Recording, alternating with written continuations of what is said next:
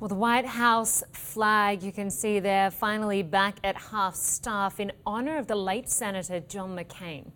But it took pressure from both sides of the political aisle, as well as veteran groups, for the US president to finally relent. Donald Trump's U-turn does not stop there. It took 2 days. Mr. Trump finally offered some words of praise for the political giant and American war hero. After initially responding with silence to questions about McCain, Mr. Trump issued a 4-paragraph statement saying he respected the senator's service to the United States, but he also reportedly told advisors he thought the television coverage of McCain's death was over the top. CNN's Athena Jones has more now from Washington. Our hearts and prayers are going to the family of Senator John McCain. We very much appreciate everything that Senator McCain has done for our country. President Trump finally addressing the death of John McCain on camera after choosing to ignore multiple opportunities to comment about the late senator. Mr. President, any thoughts on John McCain? Mr. President, why won't you call John McCain a hero, sir? Why won't you say anything about John McCain? Under enormous pressure, President Trump releasing a statement earlier in the day, noting, despite our differences on policy and politics, I respect Senator John McCain's service to our country.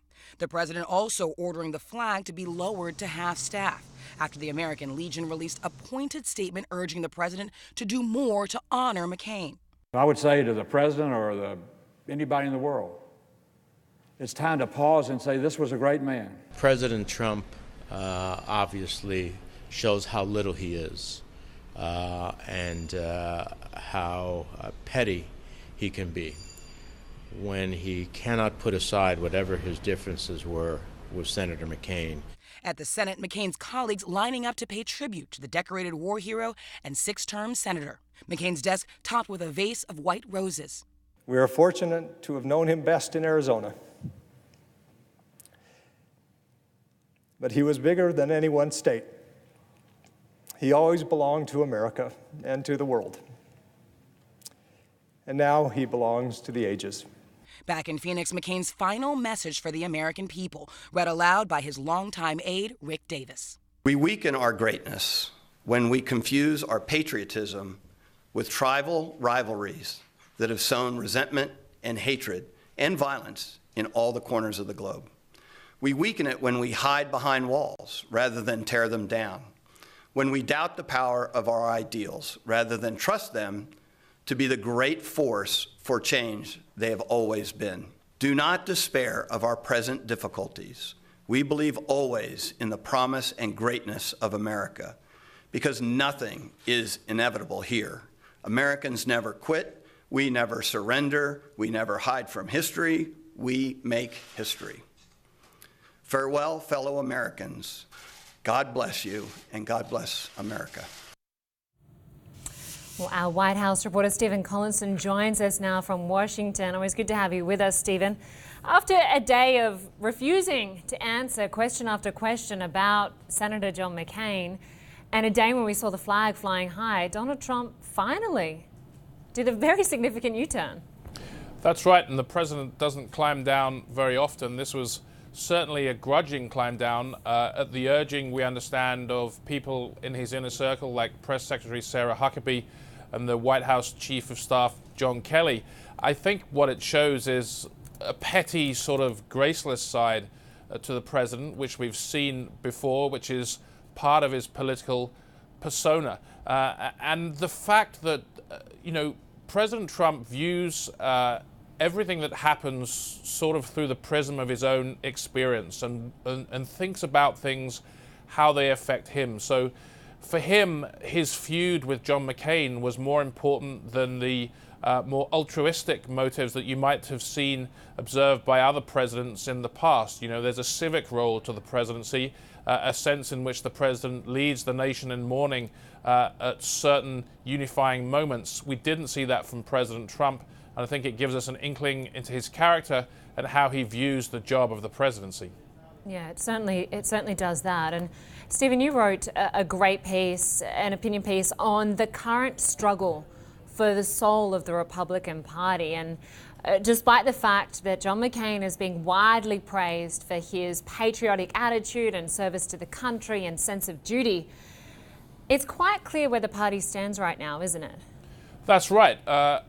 John McCain's Republican Party, the Republican Party of Ronald Reagan, has been eclipsed by Donald Trump's Republican Party. McCain was very interested in issues like campaign finance reform, immigration reform.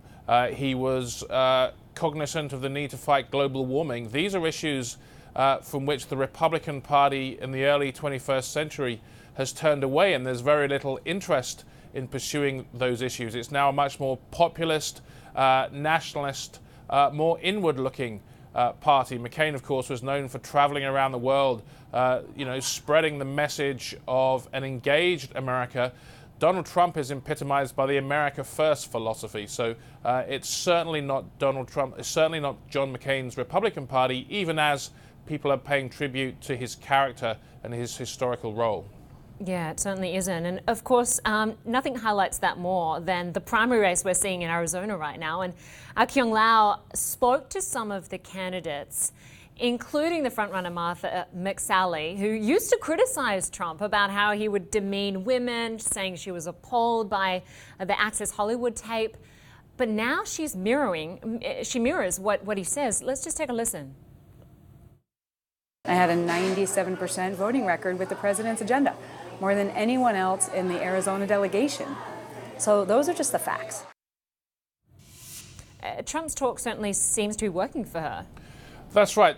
Martha McSally was what used to be seen as a mainstream conservative, and she was critical of President Trump in 2016. But since he's taken over the party, Trump acolytes in a lot of these primary races are doing very well. There are two pro-Trump candidates in this race, Kelly Ward and Sheriff Joe Arpaio, who was pardoned by the president over an immigration case. Martha McSally has had to tack to the right for her own political prospects in a bid to win this presidential primary. What's going to be very interesting, though, is, and this has happened across the country, is whether these more mainstream conservative candidates who've gone Trump, if you like, can survive in the general election, in the midterm elections in November. Arizona is a state where there is, you call it a purple state, where Democrats and Republicans could win. Has she damaged herself by going right to win the Republican primary? We'll see how that all plays out very soon. Stephen Collinson, good to have you with us as always. Thanks so much.